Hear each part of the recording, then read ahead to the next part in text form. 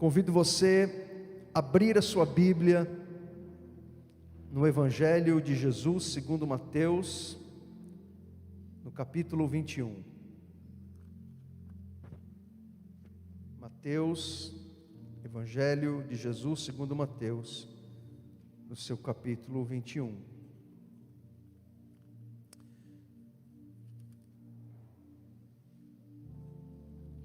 E nós vamos ler a partir do versículo 18. Dá um tchauzinho aí para a pessoa que está perto de você. Agora não pode mais abraçar, né? Você dá um tchauzinho, dá um alô aí para quem está atrás. Manda aí uma bênção à distância. Deus abençoe. Graças a Deus, bom estarmos aqui, amém, meus irmãos? Se você está aqui, é porque Deus tem abençoado a sua vida. Se você está aqui, porque Ele está guardando você, é porque Ele está te protegendo.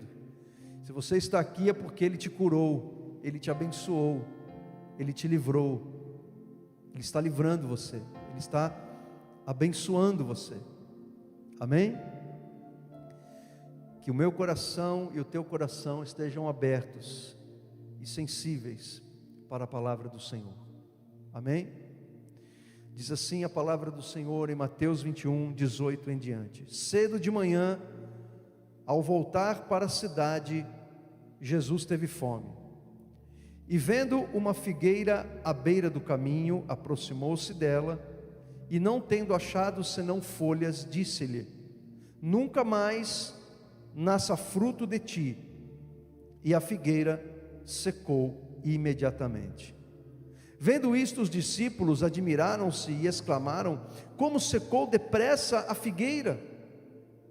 Jesus, porém, lhes respondeu: em verdade vos digo, que se tiverdes fé e não duvidardes, não somente fareis o que foi feito à figueira, mas até mesmo, se a este monte disserdes: ergue-te e lança-te no mar, tal sucederá. E tudo quanto pedirdes em oração, crendo, recebereis. Palavra de Deus ao nosso coração. Amém, meus queridos?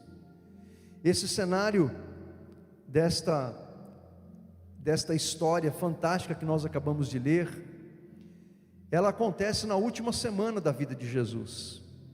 Dias atrás, eu preguei aqui a respeito do evento que antecede, segundo a narrativa de Mateus, que Jesus entrou no templo e Ele efetuou curas, e Ele também purificou o templo. Quando Jesus entrou no templo em Jerusalém, era a sua última semana de vida na terra. A maior parte do ministério de Jesus foi exercido ao norte da Palestina, na Galileia, onde Ele morou por muitos anos.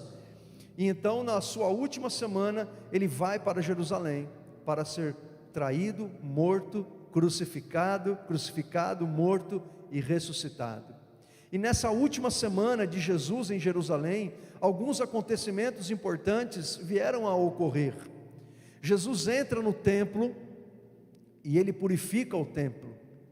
Ele manda embora os cambistas, os vendedores de animais, que estavam transformando o culto a Deus num comércio lucrativo, um comércio regado à corrupção, à mentira, à falsidade, a uma religiosidade fria e vazia. Jesus, Ele entra no templo e expulsa os cambistas, os comerciantes, aqueles que estavam transformando o culto a Deus num grande comércio corrupto e lucrativo. Jesus também, nesta última semana da sua vida na terra, em Jerusalém, a partir do capítulo 24, Jesus ele vai proferir o que nós chamamos do sermão profético de Jesus, em que ele fala das coisas que ainda não aconteceram na terra, que ainda vão acontecer num futuro escatológico.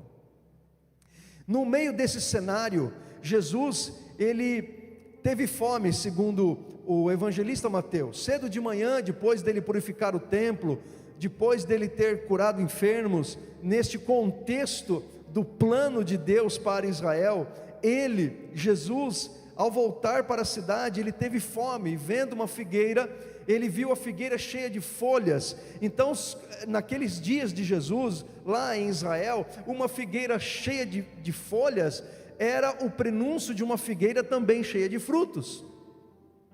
E quando ele chega naquela figueira, ele não encontra nada a não ser ramos, galhos e folhas. Ele não encontra ali os figos.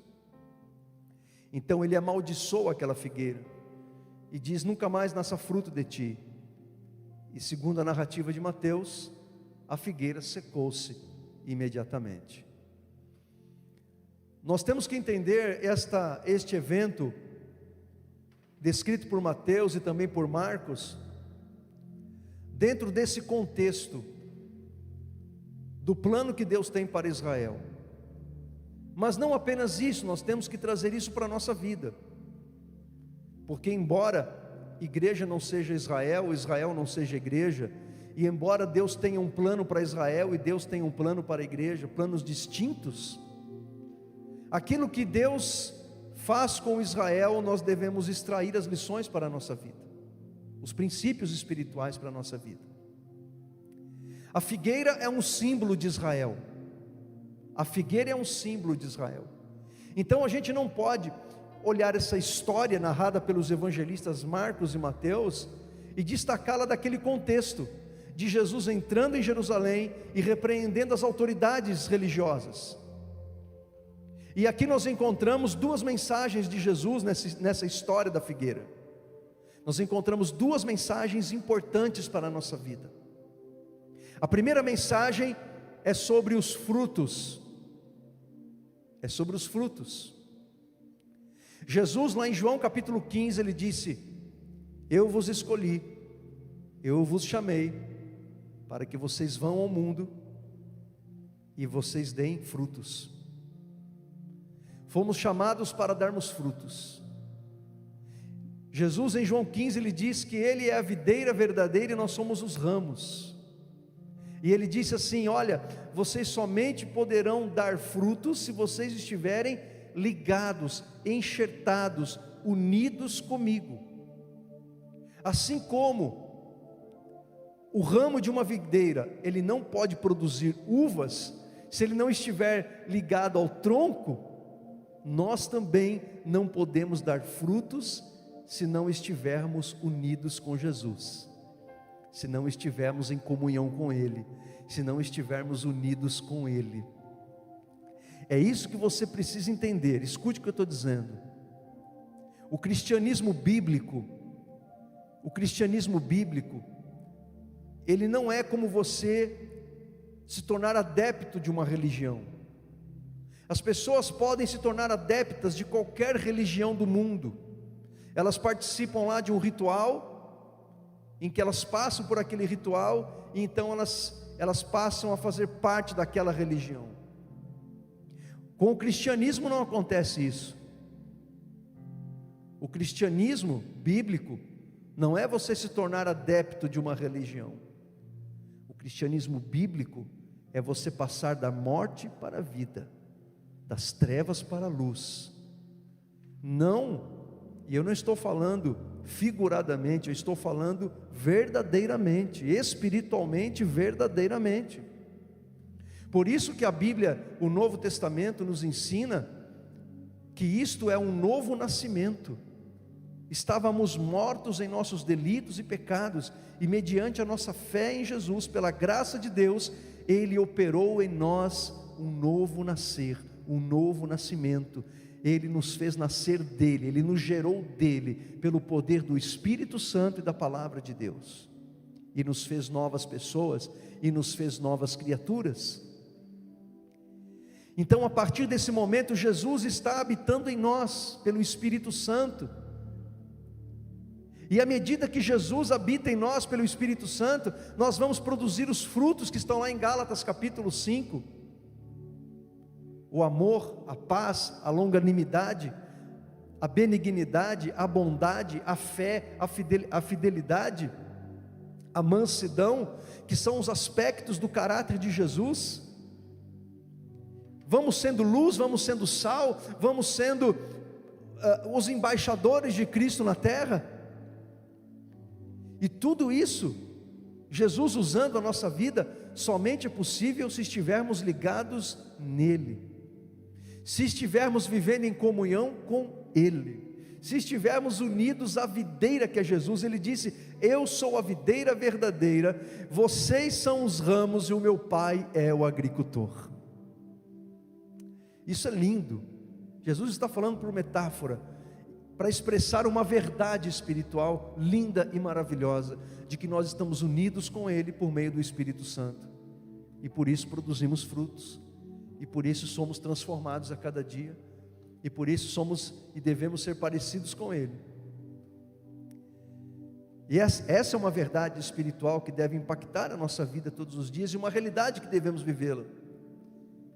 Então, quando Jesus chega naquele dia, diante daquela figueira, a poucos dias da sua crucificação e morte pelos nossos pecados, Ele está travando ali uma relação conflituosa com os judeus, ali no templo, no discurso escatológico, onde Ele traz palavras escatológicas para o plano de Deus com Israel.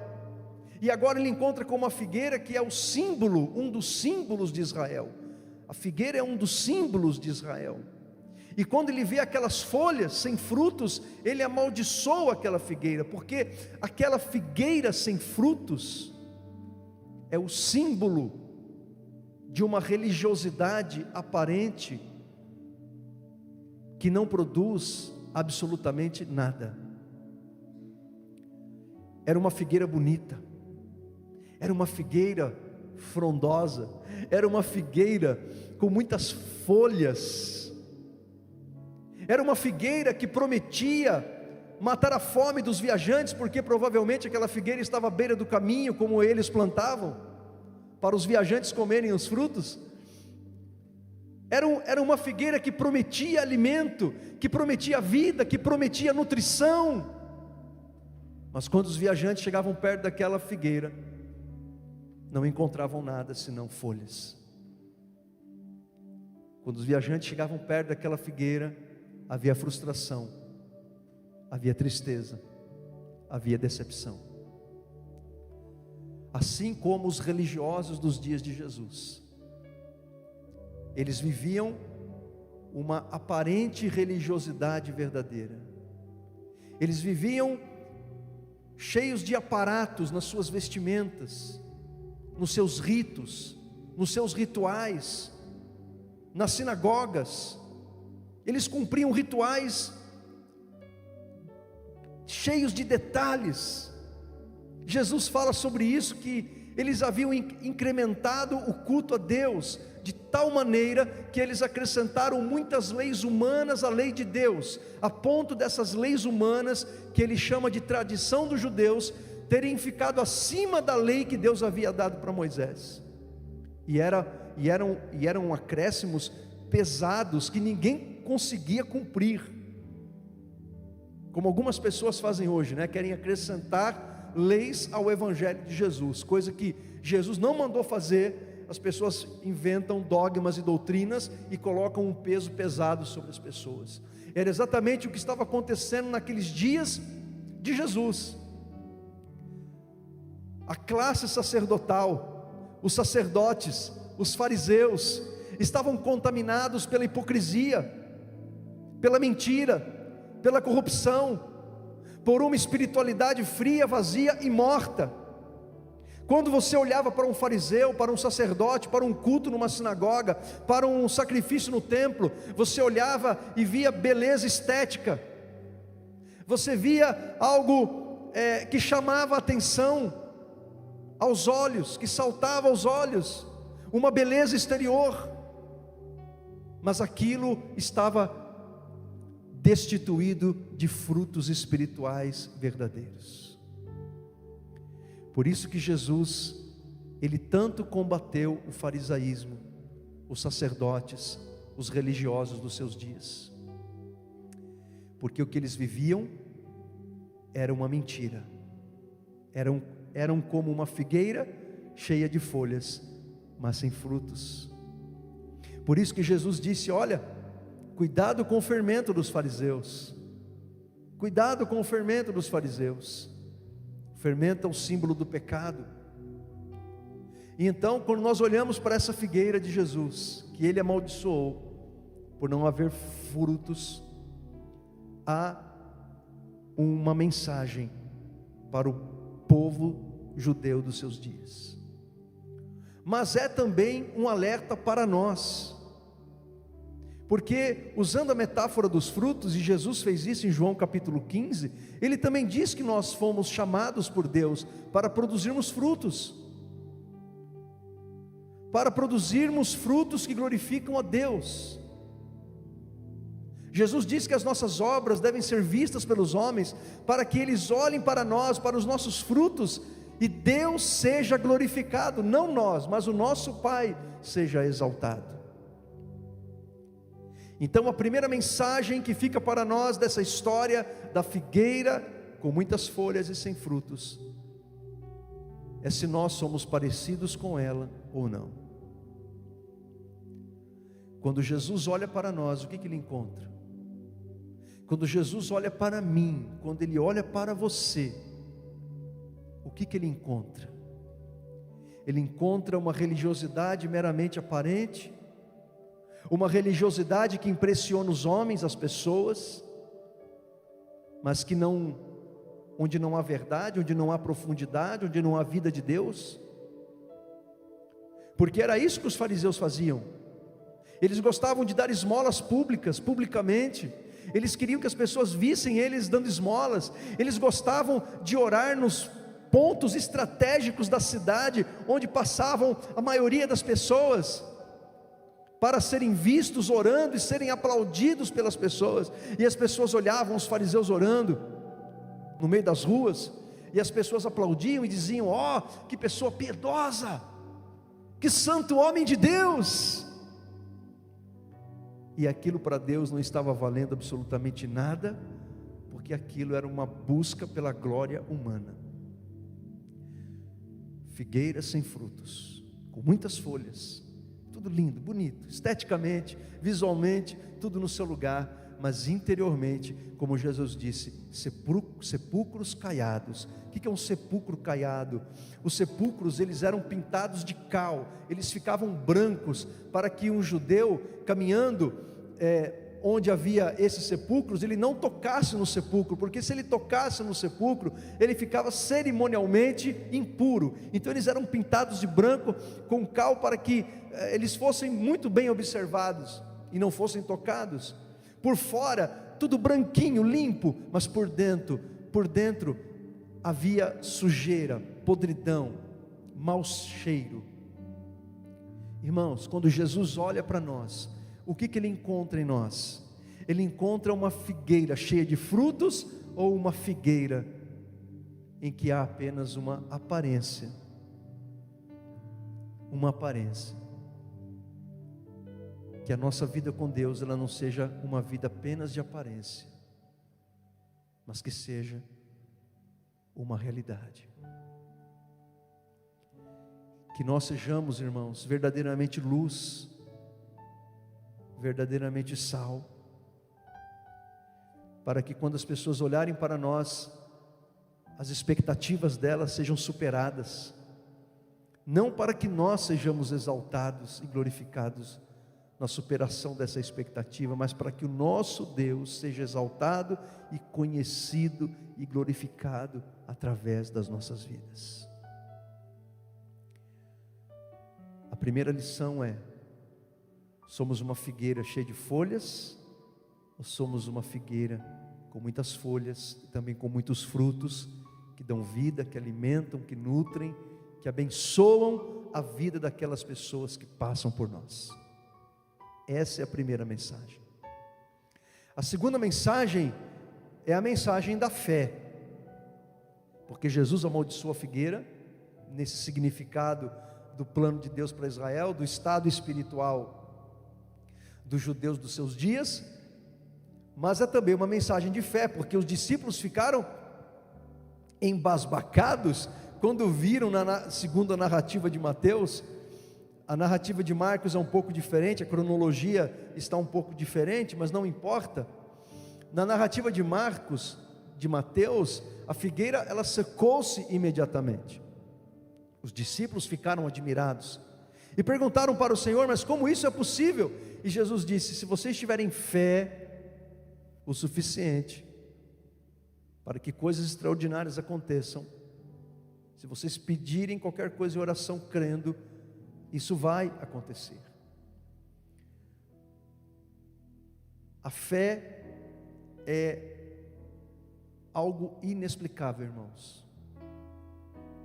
É até difícil falar da fé, porque a fé ela não pode ser compreendida racionalmente, mas ela pode ser vivida, ela pode ser experimentada. A fé, ela tem muitos significados na Bíblia, e é importante que você saiba disso. A fé, ela tem o sentido de fidelidade. Um dos sentidos da fé é a fidelidade, porque quando você obedece a Deus, você está sendo fiel por causa da sua fé nele. Um Deus que você não vê, que é invisível, mas você crê nele porque você vive com ele e ele vive em você. Um segundo sentido da fé é a fé como doutrina, como mandamento, fé como palavra de Deus. Então, algumas vezes, quando você encontrar a palavra fé nas Escrituras, principalmente no Novo Testamento, é com esse sentido.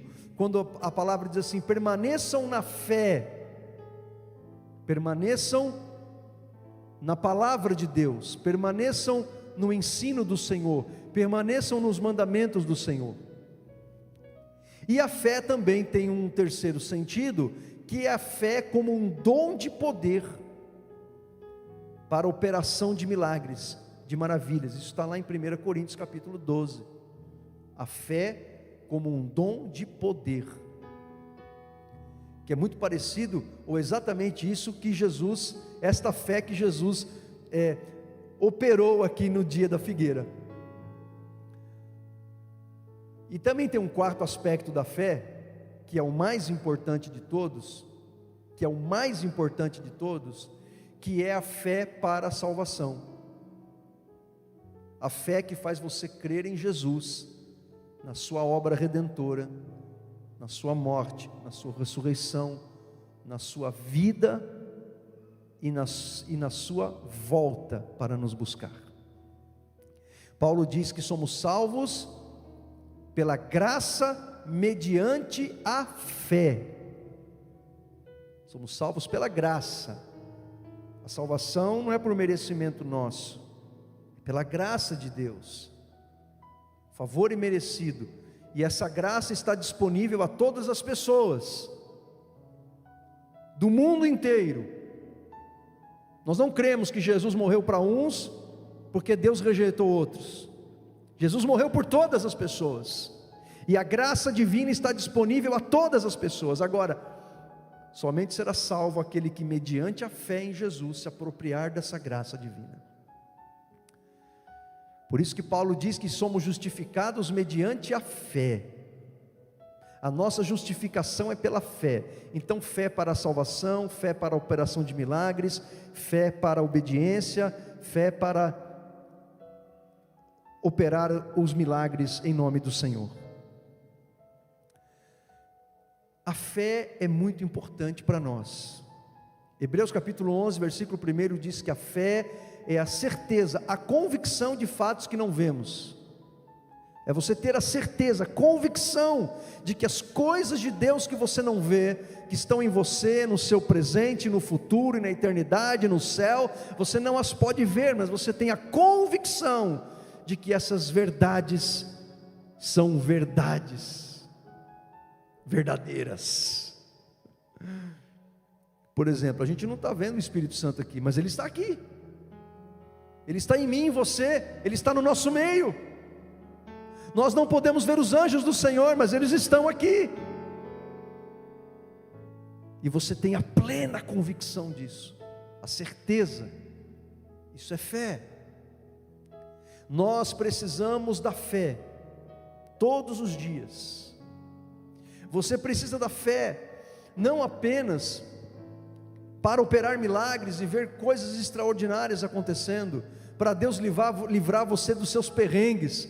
A fé não é só para isso. A fé é também para você suportar os momentos difíceis da vida enquanto o milagre não chega. E quando eu falo de fé, eu não estou falando da fé como uma ferramenta, quando você tem um problema para resolver, um problema mecânico, ou um problema hidráulico, ou um problema, sei lá, você vai fazer uma manutenção na tua casa, aí você pega a sua caixa de ferramenta. Muito bem, vamos escolher agora aqui a ferramenta chamada fé. Não é assim que funciona a fé, gente. É uma coisa que você pega quando você precisa. Entenda o que eu estou dizendo. Primeiro, a fé, ela tem que ter um fundamento, a nossa fé. Porque tem muita gente que tem fé na fé. Tem muito crente que é ensinado a ter fé na fé. Quando você vê a fé como uma ferramenta, separada de Deus, separada de Jesus, independente do Evangelho, independente da tua vida, da tua comunhão com Deus, você está tratando a fé como uma entidade isolada de Deus, como uma ferramenta que você pega da sua caixa de ferramenta para resolver um problema da sua vida. Essa não é a fé cristã, essa não é a fé bíblica. Essa é a fé que o Gilberto Gil canta: andar com fé eu vou, porque a fé não costuma falhar, ele diz. Essa não é a nossa fé, irmãos. A fé que o cara entra na lotérica e fala: vou fazer uma fezinha. A fé que as pessoas do mundo dizem: se Deus quiser eu vou conseguir aquilo. E falam o nome de Deus sem conhecê-lo e sem andar com Ele. Essa não é a nossa fé. Essa não é a nossa fé. A nossa fé tem como fundamento Jesus, tem como fonte Jesus, tem como consumador Jesus. O autor aos Hebreus diz que Jesus, Ele é o autor da nossa fé, e Ele é o consumador da nossa fé. A nossa fé tem um fundamento, tem uma razão, tem um autor, que é Jesus. A nossa fé é diferente, é uma fé verdadeira, real, eterna, poderosa, porque ela se baseia em Jesus. Então a fé, ela não deve ser vivida por você como uma ferramenta que você usa, que você se lembra dela quando as coisas estão difíceis para você. Você deve andar na fé todos os dias, em cada momento, em cada circunstância da sua vida. Quando você se levanta, os seus pensamentos devem estar voltados já a Deus, e quando você vai dormir também, e quando você caminha, e quando você anda, e quando você está ali nas suas tarefas do dia a dia, a sua fé está viva, pulsante, porque você crê que há um Deus que está em você e com você todos os dias, até a consumação dos séculos. A fé, ela não deve servir apenas para nos ajudar em momentos difíceis, também nos momentos difíceis, mas enquanto atravessamos um momento difícil, a nossa fé deve estar viva. Enquanto atravessamos o deserto, enquanto não chegamos do outro lado, enquanto estamos atravessando o vale, a nossa fé tem que permanecer viva. A fé em Deus, a fé nos seus cuidados, no seu amor por nós, na sua proteção. Amém ou não amém? Agora, o que é muito importante a gente entender? Que essas duas mensagens de Jesus, frutos e fé, elas não são separadas, elas não são independentes uma da outra. Porque eu poderia estar pregando duas mensagens totalmente diferentes, desconexas, temas completamente diferentes, mas a grande verdade é que quando a gente pega essa história da figueira, onde encontramos uma mensagem sobre frutos e sobre fé, na verdade, nós estamos falando de duas mensagens que estão relacionadas uma com a outra, que são interdependentes, porque esta fé que Jesus está falando, ela não pode estar separada da tua vida com Deus. E quando a gente fala de vida com Deus, a gente está falando de uma vida frutífera espiritualmente falando.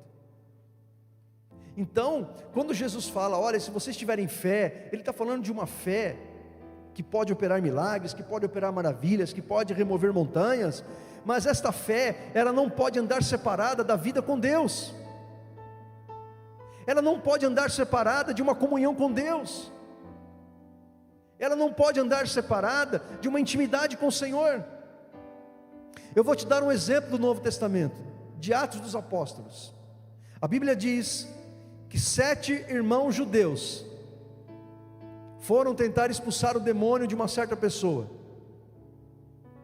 Eles não conheciam a Jesus, eles não conheciam a Deus, mas eles estavam ouvindo falar de que o apóstolo Paulo estava expulsando demônios, curando enfermos, em nome de Jesus. Paulo era convertido, Paulo tinha comunhão com Deus, Paulo andava com Jesus, Paulo era cheio do Espírito Santo. Mas aqueles 7 irmãos judeus, eles apenas haviam ouvido falar de Jesus, mas eles não andavam com Jesus, eles não tinham intimidade com Jesus. E aí foram tentar expulsar o demônio lá do sujeito, e chegaram falando assim: nós o expulsamos, demônio, em nome de Jesus a quem Paulo pregas. Eu fico imaginando, o diabo deve ter levantado a sobrancelha do sujeito e dito assim, e ele disse, ele disse, está escrito na Bíblia, em Atos: eu conheço Paulo e eu conheço Jesus, mas vocês eu não conheço. E o diabo foi lá e deu uma sova, uma surra naqueles caras. No 7, saíram com as roupas todas rasgadas. Eles tiveram fé para aquilo, tiveram fé, mas eles não conheciam o Deus da fé, eles não andavam com o Deus da fé, eles não estavam nem um pouco preocupados com Jesus, com Deus, com o reino de Deus, com os propósitos de Deus para a vida deles. Então a fé não é uma coisa que você pega para usar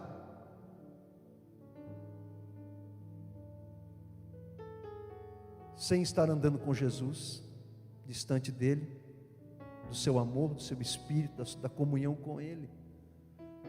A fé, ela se torna viva para aquele que anda com Deus, para aquele que está produzindo frutos, para aquele que é uma figueira cheia de folhas e cheia de frutos. Frutos e fé. Como está a nossa vida diante de Deus? Como estão os nossos frutos? Como está a nossa fé? Quando Jesus olha para nós, o que Ele encontra? Irmãos, frutos e fé são 2 verdades espirituais que devem fazer parte da nossa vida todos os dias. Não são coisas que nós vivemos no domingo da ceia ou na semana da ceia do Senhor. Frutos e fé são 2 verdades espirituais que nós devemos viver todos os dias da nossa vida. Estejamos sozinhos, rodeados de pessoas, no trabalho, em casa, no caminho, no trânsito, na igreja, na rua, no banco, em qualquer lugar, somos convocados a produzir frutos e viver pela fé. Amém? E viver pela fé. Jesus fez isso aquele dia, não é para você sair por aí amaldiçoando árvore, não é para você sair por aí amaldiçoando pessoas. Por favor, entenda, porque não é algo maravilhoso, a gente que vive nesse mundo urbano, quando você vai, que nem em janeiro, eu, Aninho e o Andrés fomos para um hotel fazenda, e atrás do nosso quarto tinha um pé de goiaba, carregado de goiaba. Então ficou eu e a Nil ali, parecia 2 crianças catando goiaba. A gente não está acostumado com essas coisas, comendo a fruta do pé. Isso é algo maravilhoso. Maravilhoso quando você chega num pomar e você vai, isso aqui é um pé de jabuticaba, está carregado de jabuticaba. Isso aqui é um pé de goiaba, carregado de goiaba. Isso é maravilhoso. E não é triste quando você chega num pomar, isso aqui é um pé de jabuticaba, já foi o tempo, não tem mais. Você fica até com água na boca, daquele azedinho misturado com doce, sabe? Mas não tem. Então, a nossa vida deve ser uma vida de frutos e uma vida de fé que caminham juntas, uma por causa da outra, por causa de Jesus na nossa vida. Amém? E que esta palavra encontre lugar no teu coração, e que você seja como uma videira, como uma figueira que dá muito fruto para a glória de Deus, e que um desses frutos seja uma vida de fé, de uma fé que não esmorece, de uma fé viva, de uma fé pujante, quando está tudo bem e quando também as coisas não estão muito bem. Porque é curioso isso, né? Tem gente que a fé esmorece porque está tudo bem, então é como se ele não precisasse da fé, como se a fé fosse uma ferramenta para resolver problema. Então as coisas estão bem, a pessoa some da igreja, deixa de buscar Deus, está tudo bem, as coisas estão caminhando. Essas pessoas precisam nascer de novo. E tem aquelas que têm a fé fragilizada porque estão enfrentando problemas, porque acreditam que a vida com Deus só vale a pena ser vivida se estiver ocorrendo tudo bem. Essas pessoas também provavelmente precisam ter um encontro com Jesus, nascer de novo, porque elas não estão entendendo, nem estas e nem aquelas, o que é realmente viver o Evangelho. Paulo disse: aprendi a viver contente em toda e qualquer situação, tendo muito, tendo pouco, estando tudo bem, estando as coisas não tão bem assim. Isto é Evangelho, isto é cristianismo, isso é viver com Jesus, frutos e fé todos os dias, em todas as circunstâncias. Amém? Convido você a fechar os teus olhos, abrir o teu coração.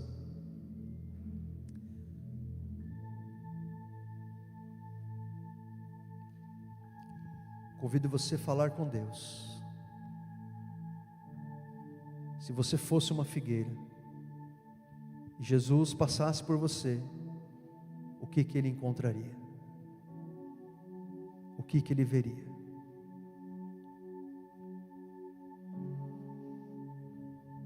O que ele diria para você?